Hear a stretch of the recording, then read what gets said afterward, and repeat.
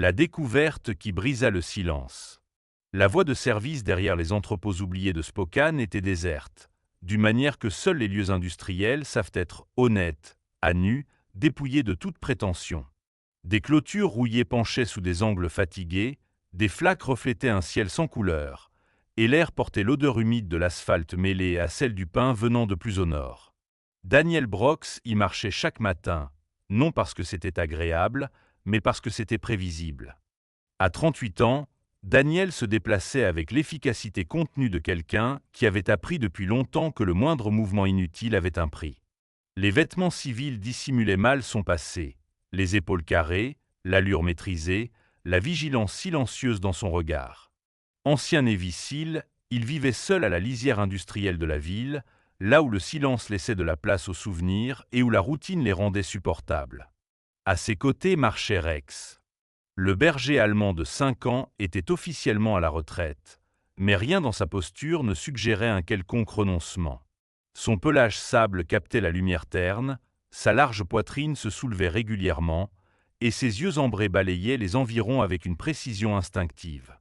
Autrefois, Rex avait travaillé à la détection et en patrouille aux côtés de Daniel, à l'étranger.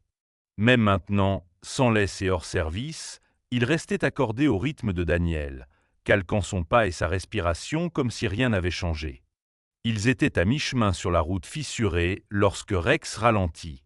Au début, c'était subtil, les pattes frottant plus doucement contre le bitume, les oreilles pointées vers l'avant. Puis il s'arrêta complètement. Un grondement sourd s'échappa de sa poitrine, non agressif, mais hésitant. Rex se déporta sur le côté, les muscles tendus, toute son attention fixée sur quelque chose près d'un amas d'ordures entassées contre une clôture en grillage. Daniel le sentit immédiatement. Cette tension sous les côtes, cet instinct qui ne quitte jamais vraiment les hommes qui ont survécu en l'écoutant. Rex n'hésitait jamais sans raison.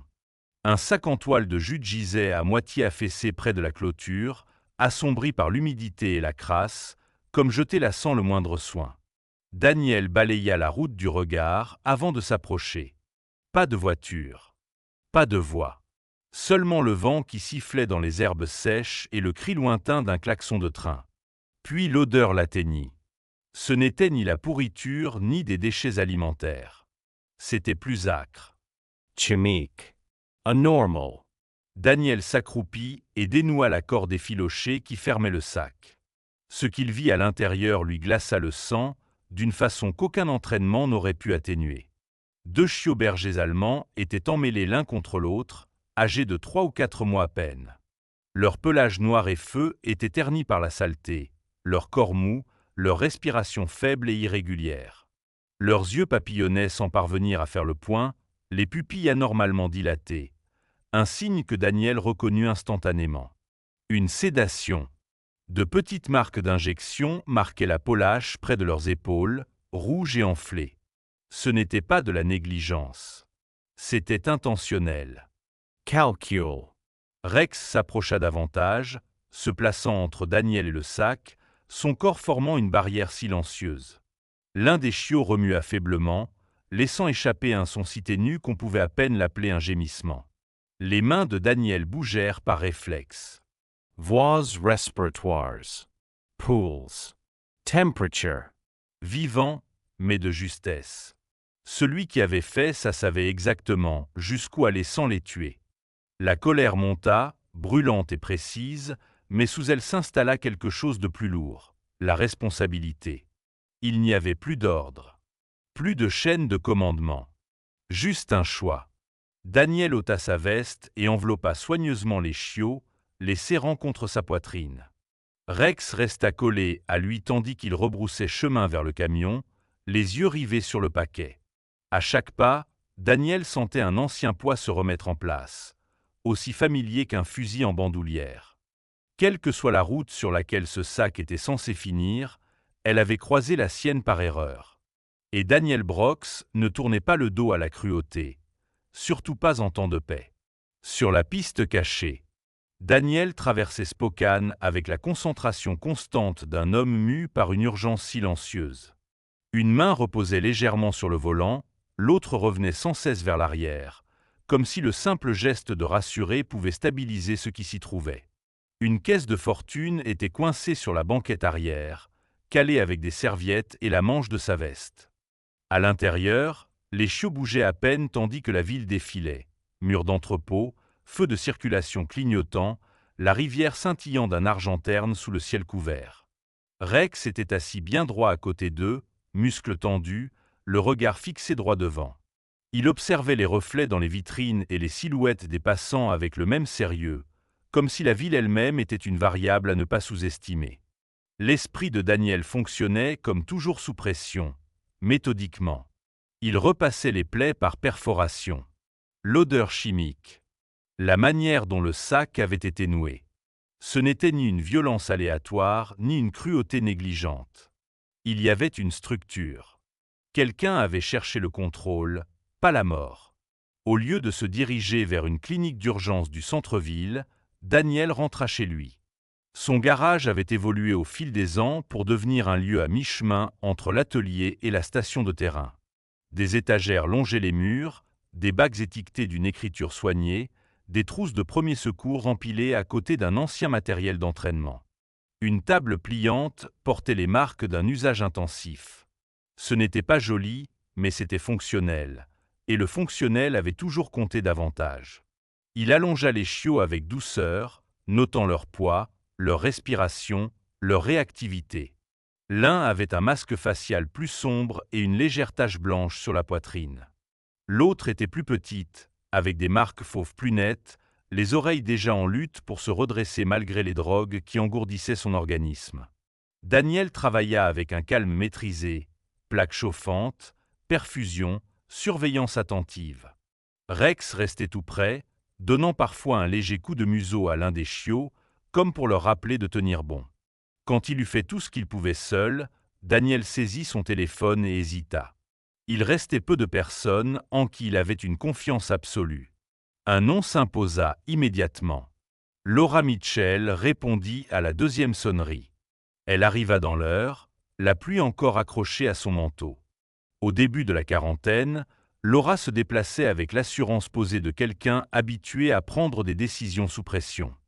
Ancienne vétérinaire militaire, elle examina les chiots avec une précision aguerrie, son expression se durcissant à mesure qu'elle confirmait les soupçons de Daniel. « Ce dosage n'est pas maladroit, dit-elle doucement. Il est intentionnel, conçu pour inhiber le comportement sans arrêter les fonctions vitales. Tester les seuils. » Les mots restèrent suspendus entre eux, lourds de sous-entendus. Pendant que Laura administrait des antidotes et installait le matériel de surveillance, Rex finit par s'allonger près de la table, la tête posée à quelques centimètres des chiots. Le garage semblait plus petit, chargé d'une compréhension tacite. Ce n'était pas un incident isolé. C'était une partie de quelque chose d'inachevé.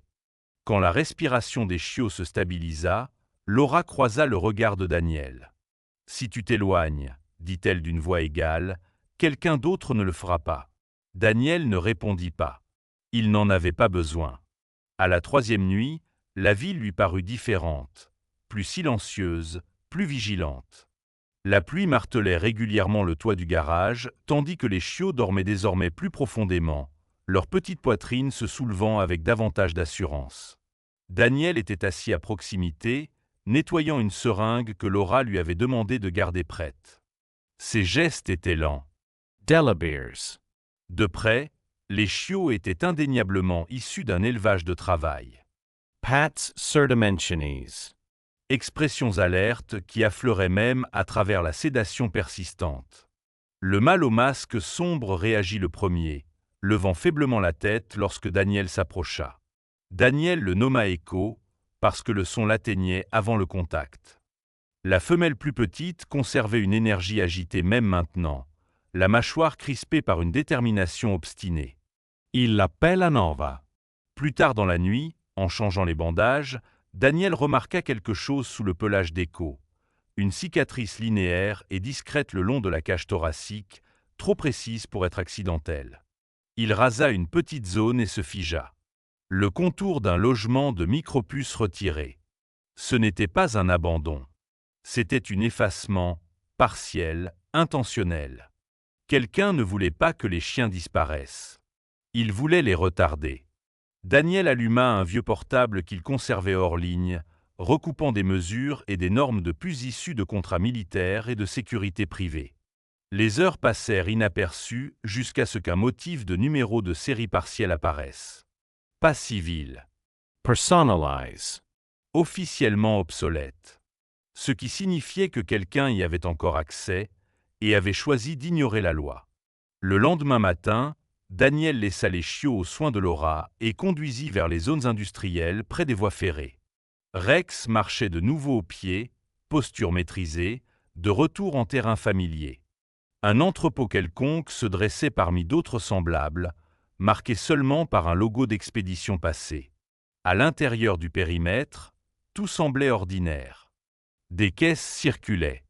Les ouvriers évitaient le regard. Daniel échangea brièvement avec un superviseur de nuit dont la politesse paraissait répétée, dont les yeux dérivaient chaque fois que Daniel mentionnait un chargement K9. Alors qu'il s'apprêtait à partir, Rex s'arrêta. Ses narines frémirent. Cette même note chimique persistait dans l'air, faible, masquée, mais indéniable. De retour dans le camion, Daniel expira lentement. Ce n'était plus un soupçon. C'était une piste. Rester après le sauvetage. La nuit où Spokane livra enfin ses secrets arriva sans mise en scène. Pas de sirène. Pas de cri. Seulement le brouillard glissant à ras du triage ferroviaire, adoucissant les arêtes de l'acier et du béton jusqu'à ce que la ville paraisse inachevée, comme une pensée pas encore formulée. Daniel Brox attendait dans son pick-up, à un pâté de maison de l'entrepôt, moteur éteint, les mains posées sans tension sur le volant. Son visage était calme, mais à l'intérieur, de vieux instincts s'alignaient avec un nouveau but. Le temps passé loin de la Navy ne les avait pas émoussés, il les avait réduits à l'essentiel. Rex était allongé sur la banquette arrière, immobile à l'exception du mouvement régulier de sa poitrine. À 5 ans, son pelage sable se fondait dans les ombres, ses oreilles frémissant au moindre bruit lointain. La loyauté, Daniel le savait, n'avait jamais besoin d'ordre. Lorsqu'un projecteur de sécurité arrière vacilla, juste assez longtemps pour que ce soit anormal, Daniel bougea. Il entra dans le brouillard sans hâte, posture quelconque, comme s'il appartenait à la nuit. L'odeur confirma tout avant même le reste. Métal aseptisé, superposé à la même note chimique que Laura l'avait mise en garde de reconnaître. Une porte latérale était entr'ouverte, négligemment. À l'intérieur, l'entrepôt était compartimenté par des caisses empilées. Au-delà, une pièce secondaire bourdonnait de voix basses et du bip rythmique d'un appareil de surveillance. Daniel écouta. Classe. Une voix tranchante et impatiente, l'autre hésitante. Il fit signe à Rex de rester et s'approcha prudemment. La pièce se dévoila par fragments. Un chenil d'acier, des lignes de perfusion, un chien sous sédation, trop immobile. Un homme grand et mince, vêtu d'une blouse tachée, ajustait le goutte à goutte avec un détachement rodé. Le docteur Alan Pierce. Ancien chercheur de la défense dont la carrière avait pris fin à la fermeture d'un programme classifié. L'amertume lui collait à la peau comme une seconde couche, déguisée en intellect. Près de lui se tenait un homme plus jeune, trapu, tendu, surveillant davantage la porte que les machines. Une sécurité achetée, non méritée.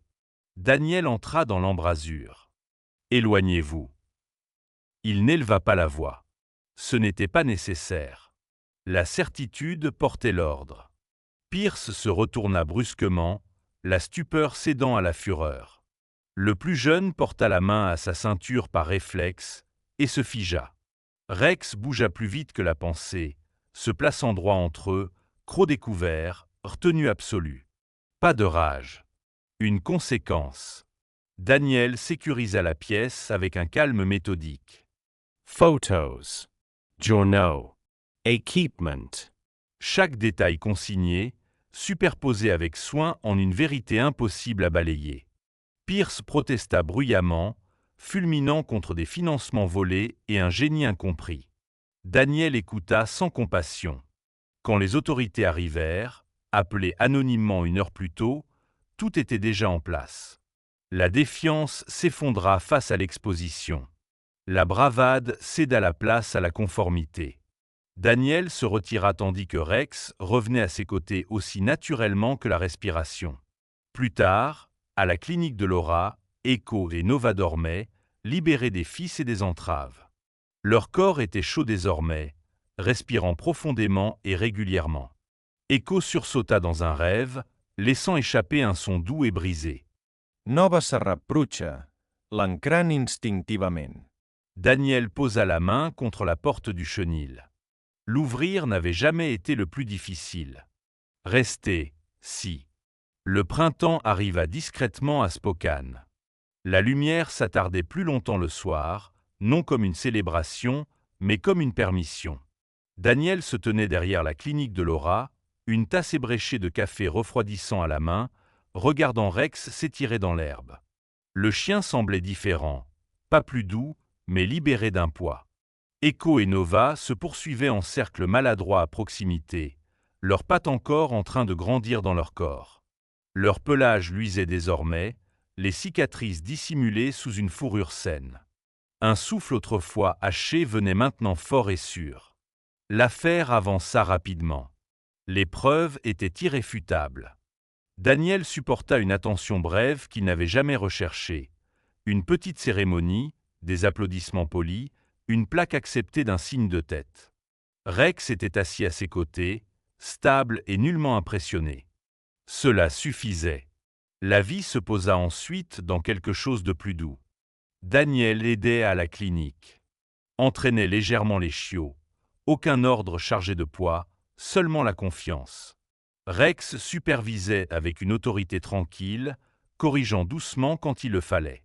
Un après-midi, Laura parla de futurs placements, de possibilités de formation avancée. Daniel écouta, puis secoua la tête. « Ils sont déjà chez eux », dit-il. Ce soir-là, il chargea les chiens dans son pick-up, Rex d'abord, puis Echo et Nova blottis l'un contre l'autre. Le trajet sembla plus court. La cour se remplit de nouveaux sons. Pattes sur l'herbe. Aboiements joueurs. Le contentement. Daniel s'assit sur les marches du porche, regardant les longues ombres s'étirer sur le sol et devenir enfin un sentiment d'appartenance plutôt qu'un souvenir. L'héroïsme, comprit-il alors, n'avait jamais été l'instant de l'action. C'était le choix de rester après, de construire au lieu de disparaître. Et pour la première fois depuis des années, Daniel Brox eut l'impression d'être arrivé.